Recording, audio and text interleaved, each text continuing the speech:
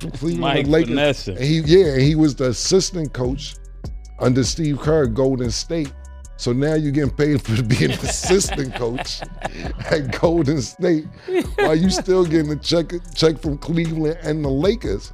So I'm like, Mike, like, niggas won't get, all right, fuck it. Fire me. Yeah. Niggas acting crazy. As long as niggas pay me. So I think you made a great, I only have too much to say about what you just said because you made. Moving along, back on December 27th, the Sacramento Kings parted ways with head coach Mike Brown and they hired Doug Christie. As of December 30th, the Kings were on a 7-game winning streak until losing to the Bucks last night. So basically the tea with this situation is that the GM never spoke about the firing of the head coach until recently. Got a little bit of a long quote, but I'm going to read it so you guys know what he said. He said, "I would say first how much we appreciate Mike and everything that he did for this organization and for breaking the playoff drought. I have the utmost respect for him, and obviously it was a tough decision when that time came.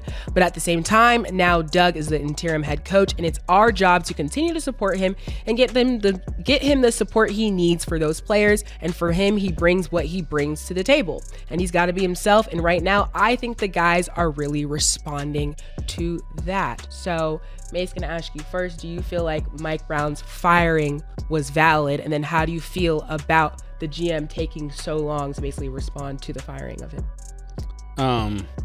As the GM, let's start with the GM because all change comes from the top, Paul. So when you're thinking of a GM and he decides that he wants to address this year in the middle of the playoffs, it's his role to actually address it whenever he desires to address it. Sometimes it's not the opportune time to address things, and that's just a style of his leadership. And when I think of when he's talking about Doug Christie, right? Doug Christie is a former player of the Sacramento Kings, so he comes with a lot of fanfare and people loving him because he was one of the fan favorites of the team. And when you think of him coaching that team, I can see how he would rally that team. He's more like a player's coach, or however you say that, and definitely he's going to get a better outcome than Mike Brown with that team. I think Mike Brown was one of those old school kind of coaches that demanded certain things, but he lost the communication between him and his superstar. A lot of times then when you see a coach exiting, that's why he's exiting, because he lost the ear of the superstar. It's going to be hard to coach a team if you lose the ear of the superstar. Sometimes you got great chemistry and camaraderie and communication with everybody else, but people begin to follow the superstar. And when you got that locker room divided, it's going to be hard to win because people just won't play for you. You know, when it's time to win games, it's easy to win when the players want to play for that coach. And you could see that they lost that 2 seasons ago. It seemed like the Kings were going to be the team that start rising out of the West. It looked like they were right there with Golden State. They needed one more piece to beat Golden State, and now it doesn't seem like they're nowhere near being that dominant team in the West. So he had to go, and I think he was doing pretty good with the Lakers and different things like that. But Sacramento, he lost the locker room. Still a great coach, just lost the locker room. Mike Brown is probably the most paid head coach that don't even be coaching. What do you mean not coaching? That nigga gets paid like low. First of all, he's at Cleveland, right? They fire him at Cleveland, but they still got to pay him what's on his contract, so he goes coach the Lakers. While he's coaching the Lakers, he gets paid from Cleveland. While he's coaching the Lakers, he gets fired from the Lakers and becomes the assistant coach with Golden State. But the Lakers still have to pay him. So he was getting two checks. Cleveland and the Lakers. Cleveland and the Lakers. And then, let me make sure that I'm right, but I remember this. He was getting 2 checks from Cleveland and the Lakers. Vanessa. And he was the assistant coach under Steve Kerr at Golden State.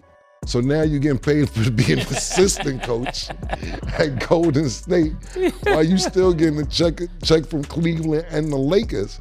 So I'm like, Mike, like, niggas on good. All right, fuck it. Fire me. Yeah. Niggas acting crazy. Long as niggas pay me. So, I think you made a great. I only have too much to say about what you just said because you hit the nail on the head. Pause when you sit there and say it looked like Sacramento was like right there. The year before last, I believe, when they kept hitting the they go bing. And Steph Curry got mad and said he went there, go ahead, hit that shit now. But it looked like okay, they took Golden State to 7 games. Next year they should come back looking good, and the season wasn't the season that they expected last year. And I think that they got off to a funky start this year, and they're saying let's try and nip this in the bud early. Like right now, Mike Brown is on a 3-year deal with Sacramento. They fired him, so he's going to be getting paid again. So how many more years? 1 more year. Oh yeah, he's still getting paid. Yeah, but that's the point, nigga. This nigga get paid without having to do the work. As far as Doug Christie's concerned, I wouldn't hire Doug Christie to do nothing for me, ever. Doug Christie couldn't sweep my floor. Ever, my nigga. I would never hire Doug Christie. Why not? To do anything. The reason I wouldn't hire Doug Christie to do anything is because I watched this that special that Brian Gunn will be doing on HBO and shit. Inside Sport. Is that the name of it? Real Sports. And there was an episode on Real Sports, and this was years ago, and I wanted to check to see if he's still married before I do this. And he is. And Jackie Christie runs his life. To the point where he was playing with the Sacramento Kings, when he got on the bench, he wasn't allowed to look up because she said she didn't want him to catch the eye of a cheerleader or somebody in the crowd. And you see this on tape because they did a whole special on it to where he sits down on the bench after he gets subbed out and have to do this till he gets subbed back in. I know that's when he got cut from the Sacramento Kings after that documentary came out. Like, you're not even paying attention to the game to see what's going on, to be aware to where your wife runs your life to where she, not only that, he can't look up when he was coach. How the fuck you gonna coach if you can't look up? Like, she really told the nigga he couldn't look up. I'm not even exaggerating. I'm 100% telling you verbatim what happened. Not only that, she has to go everywhere. Every away game, she has to be there because she doesn't trust any woman around him anywhere, and he's cool with all this shit. Seen a nigga with tights on and shit, with spandex with some shit. You over it. I'm supportive of loving your woman and all that, but not to where she runs your life till you're not allowed to look up. That's what I'm saying. Like, me and my bitches look at asses together. If my girl don't like, not saying my girl don't like is a lesbian or anything, but we look at that. Like, Larry, I'd see Larry with his wife out, and then he'll be like, and shout to Maribel, because Larry's wife is like, I love her to death. That's my sister. But I see Larry's wife, like, hey, look at that fat ass. She's like, yeah, it's kind of nice. It's okay. That's the vibes. Right or wrong, right? Yeah, that's as far as you could go, though, right? Yeah, that's that's definitely as far as you could go. Larry trying to push the envelope. That's definitely as far as you can go. And I'm gonna make sure, Maribel, that's as far as he goes. She said, don't let killer get you killed, nigga. You up there what it is. Yeah. Watch your mouth. But listen, that's why females these days are super popular, because it's not frowned upon to look at other females like, oh, she's banging. From female to female and be like, oh, she looks good. Her body's nice. And this, that, third. So let me ask you as a female, would you look at a female and be like, oh, she's fine? I mean, not that you want her. Yeah. No, like, we do that all the time. That's what I'm saying. It's not older women be hating on each other. That's what I'm saying. They'll say it, but they don't really want to say it. Yeah. Now let me ask you this though: would you be mad if you was with your nigga and he be like, "What you thinking of, babe? She's all right." Not really. I'm not like, I don't overthink it. I'm not insecure. Yeah, that's like, if she looks good, we'd be like, dang, she look good, and we gonna keep going. Like, that's that. What if he like double take though? Now you watch your eyes. Don't do too much. Don't do too much. See, that's a good question, brother. But that's why don't do the double take and you let her know before the double take. Yo, Shit crazy, right? Cause listen, let me tell you, niggas, we stupid. And we be so obvious that a girl walk in the room, they look good, you with your girl, you start doing this shit. And you looking over here on purpose. So niggas like, oh, you like her because you're forcing yourself to try to look away. But anyway, I wouldn't hire Doug. I don't know if he changed anything. This was years ago, but he's still married to her and she's intense. I don't know if y'all watched that Basketball Wives shit. Basketball Wives, That was the same lady on Real Sports, for real. So When he used to score, he used to do something. oh yeah, you seen that shit I see too. Every time he score, he got to give her a kiss. Yeah. No matter where she at. Nah. That's serious, bro. That's too. Nah, it's a fact. He got to find He's her. supposed to be glorifying God. He giving up. Yeah, he glory. doing this. Every time he score, he do one of this, a kiss up. But like you said, niggas thought it was God until the documentary came out. It wasn't God. The kiss was for his wife. Yo, you right. I remember that part too, yo. Yeah, nah, they can't work with me. You know what it sound like when you talking about Doug Christie? It sound like he was like caught probably 100 times cheating. That's what it sounds like as a married dude. It sounds like he was caught so many times that she said, "Nigga, when I see you, you better be looking down, nigga. I don't have no more times for this." They do a wedding every year. Oh yeah? That was the other thing. Yeah. They do a wedding every year. Yeah. They renew their vows every year in front of everybody. Yeah, Yeah, that nigga was cheating. I'm telling you. They've been married since Pause. '96. Yeah, might not got a prenup. Man, yeah. But No, it but look- I'm saying that those actions, how the young niggas say, is giving cheating. It's given. That's what it's given, right? Yeah, Did I say it right? It's Stat? giving cheating. Yeah. It's definitely given. But my thing is- it's definitely giving a pass to cheating. my thing is this. Probably not present day. Yeah, and you could be right, but my thing is this: I'm not gonna be a prisoner. Even you knew I cheated, man. You knew what happened. You forgive Forgive me. me, or not. yeah. You forgive me or you don't. Now, that's I'm right. gonna do this for 2 years. I'm gonna do this 2-3 years. I get it. I'm not trusted, but god damn, man. Word. I was I dealing can with. agree with you on that, Yeah, Gilla. I was dealing with a girl at one point, and she thought I cheated, and I didn't consider it cheating.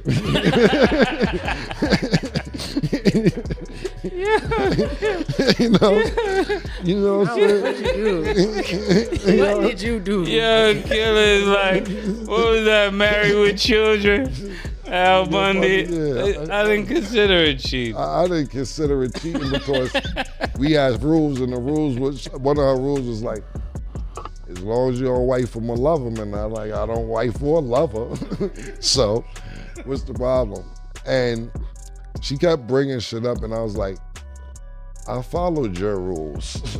Yeah. I didn't say I didn't bone anybody else, but they're not my girlfriend. It's like, well, they think you're a girlfriend. What I do and what they think is two totally different things. I cannot control. I can't control what she's thinking in her brain. What I do and what they I can't control what this girl thinks, man. Yeah. So at the end of the What day, I do and what they think is yeah, two but different the point things. is, I said I got to escape because you can't. I'm not gonna be held victim to you going crazy when we had an agreement in the beginning that was cool. That you the main girl, no other girlfriends, you don't love her. All right, cool. I'm cool with that. But it kept saying, "You fucked her, right?" Yeah, I did. You fucked her? Yeah. Yeah, I know you did. I don't know how we had a deal. You know what the fuck are you talking about? Never mind. I don't want to be in this no more because you're not obliging to your own rules. So What? for real.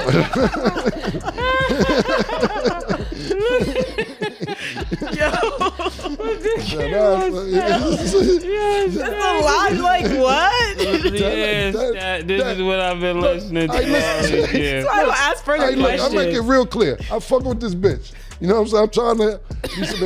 The bitch says, "Look, this is the rules." Because I like the bitch because she like girls. So I'm like, we might could work out. You know what I'm saying? So she says, as long as you don't have no girlfriend and you don't love these bitches, then I don't give a fuck what you do. I said, bet. But she'll find out who I'm fucking and be like, you fuck her? And I'm like, yeah. Did you fuck her? And I'm like, yeah. She'll be like, yeah, all right. I'm like, what are you mad about? It's because before we got into this, you actually said that it was okay for me to fuck other bitches. Like, yeah, but she thinks she your girlfriend. I'm like, I can't control what she think. I can't really control that, but you're not obliging by what you said. And they kept going on and on. And I'm like, I don't want to do it. I'm not doing it with you. Because these are the rules. If you didn't set these rules before we got in this relationship, I wouldn't agree to do it. Okay. This is the perfect time to say this is the last call. I'm putting together a dating show for Cam. Make sure y'all apply. Contact us at babyentertainment.com. Last call, final call. Can't wait to see y'all. This is going to be interesting. Doug Christie a no-go though, man. So I don't know if he changed his life around or whatever, but I can't. And I think relationships should be mutual, but I don't think his shit is even mutual. I think it's like a 70-30 in favor of her. And I'm being nice, giving it 30. Jackie Christie. Yeah, shout out to Jackie Christie. You gotta put these niggas in their place. Sometimes you gotta pop out and show niggas. Shout out to Jackie Christie. Facts. She's been doing it since 96, so shout out to him. Okay. We're gonna go to break. When we return, we gotta discuss the Lakers and an important trade that happened when we were on. Many people say that the most uncomfortable kind of honesty is not the type that is loud or insulting. Instead, it is the kind that refuses to perform for other people or fit their expectations. That was the feeling many people got from one of Cameron's most talked about interviews in recent years. During the conversation, he sat calmly in his chair, looking completely relaxed. He even seemed amused by the question he was being asked. Then he answered with a simple statement that quickly spread across social media, group chats, podcasts, and everyday conversations.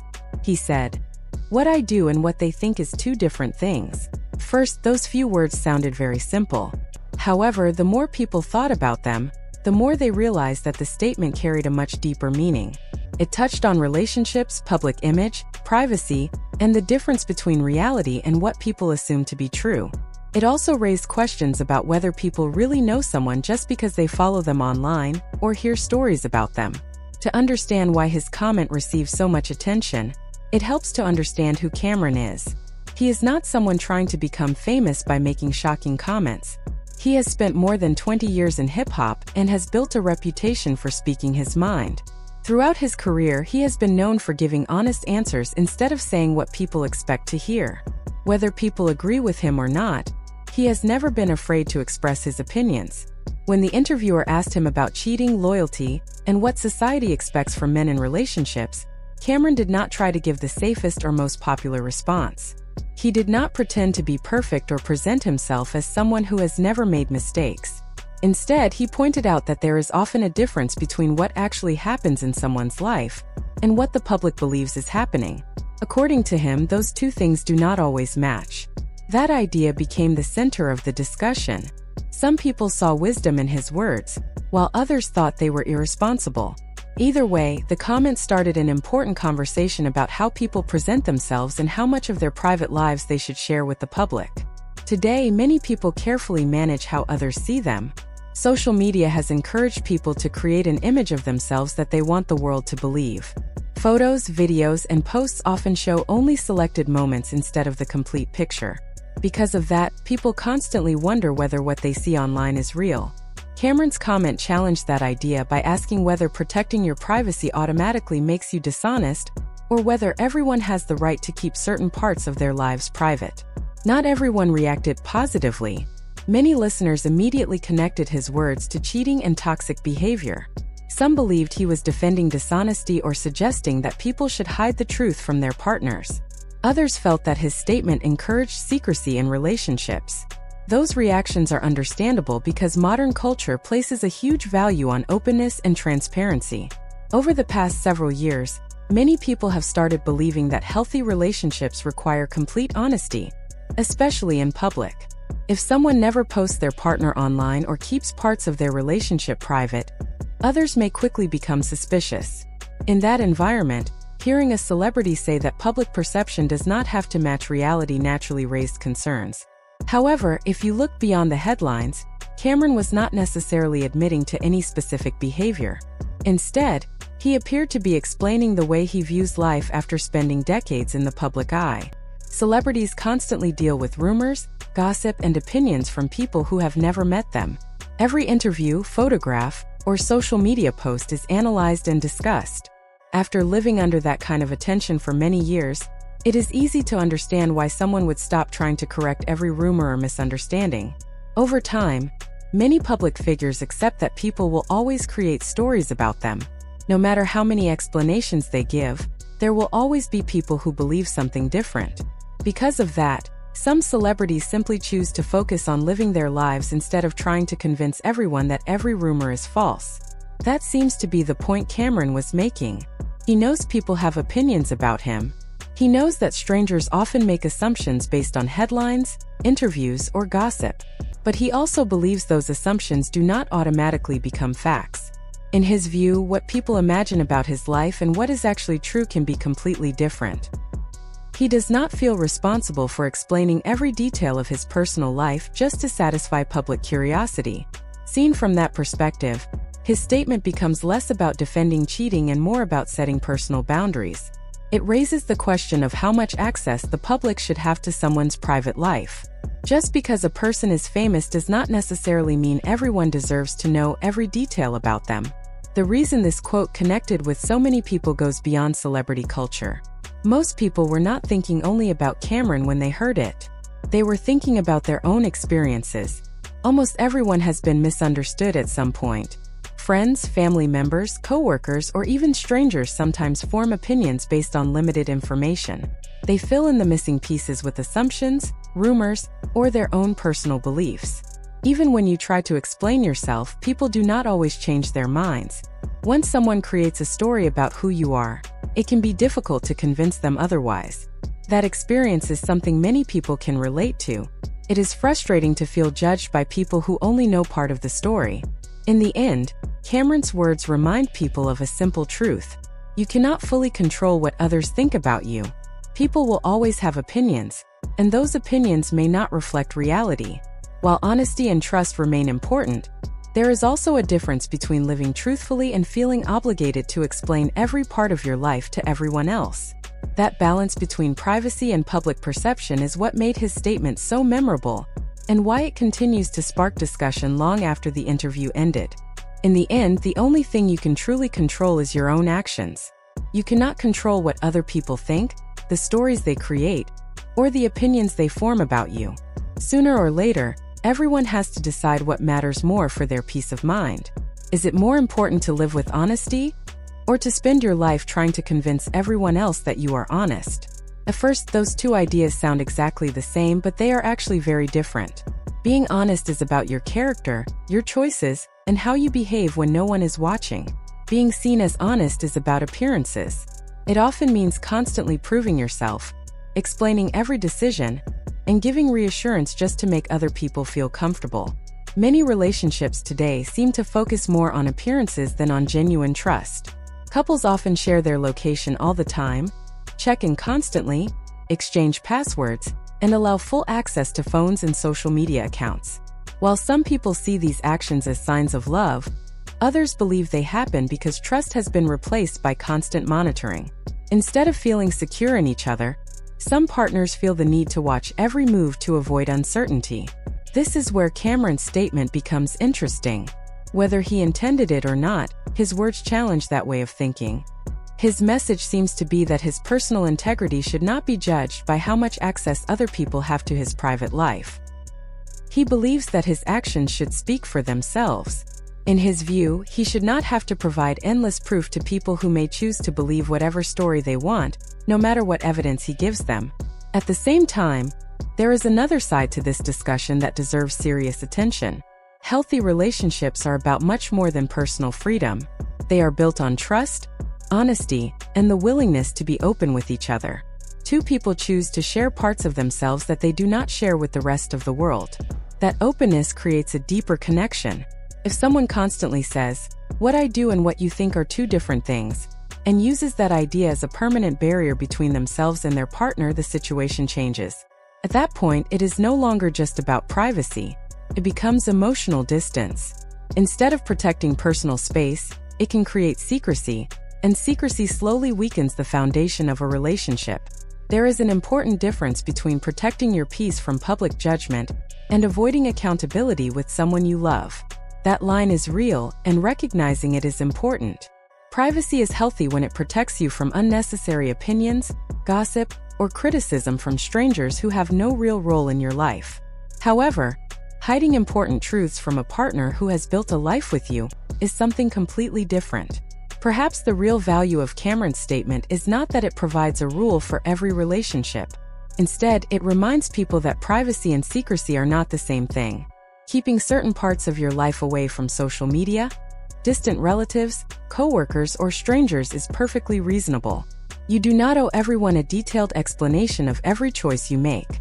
However, keeping major secrets from someone who has earned your trust and shares your life can damage that relationship. In that situation, silence is no longer about healthy boundaries. It becomes something that creates doubt and breaks trust over time. This is often what happens whenever a famous person makes a powerful statement. A short quote gets separated from its original conversation and quickly becomes a meme, a caption, or a slogan. People then use it to support whatever opinion they already have. Someone who has been caught lying could easily repeat Cameron's words as if they completely excuse their behavior. They might argue that other people's opinions do not match reality, hoping that the discussion ends there. But using one sentence to justify every situation ignores the larger message. The fact that people misunderstand you does not automatically mean you are doing the right thing. Sometimes people are simply making false assumptions. Other times, important information is being hidden for a reason. That is why context always matters. The deeper lesson is that managing your public image is not automatically dishonest, and complete transparency is not automatically the highest form of honesty. Everything depends on what is being protected and who has the right to know the truth. If you are protecting your peace from strangers who have no real connection to your life, that is a healthy boundary. If you are hiding important facts from someone who trusts you and shares your life, that is a completely different situation. No clever quote can change that reality. Part of what made Cameron's comment so memorable was the calm way he delivered it. He was not angry, defensive, or desperate to convince anyone. He simply accepted that public opinion and private reality often do not match. He appeared comfortable with the fact that people would continue to believe whatever they wanted. There is a certain freedom in that mindset that many people quietly admire. It is the freedom that comes from not depending on the approval of strangers to feel confident about your own choices. It is the ability to let your actions define you instead of constantly explaining yourself to satisfy outside opinions. Maybe that is the biggest lesson behind all the headlines and debates. It is not necessarily a defense of cheating or a guide to relationships. Instead, it is a reminder that people often spend far too much energy trying to control how others see them. Eventually, everyone has to decide whether their sense of integrity comes from their own values or from the opinions of people who will never know the full story. Cameron did not present a clear moral lesson during that interview. Instead, he held up a mirror. Some people looked at his words and believed they justified bad behavior. Others saw them as a rejection of a culture that sometimes mistakes constant surveillance for love. Both reactions reveal as much about the listener as they do about the quote itself. In the end, the real question may not be whether his statement is right or wrong. The better question is where you choose to stand between public perception and private truth, and who, if anyone, has truly earned the right to know the full story of your life.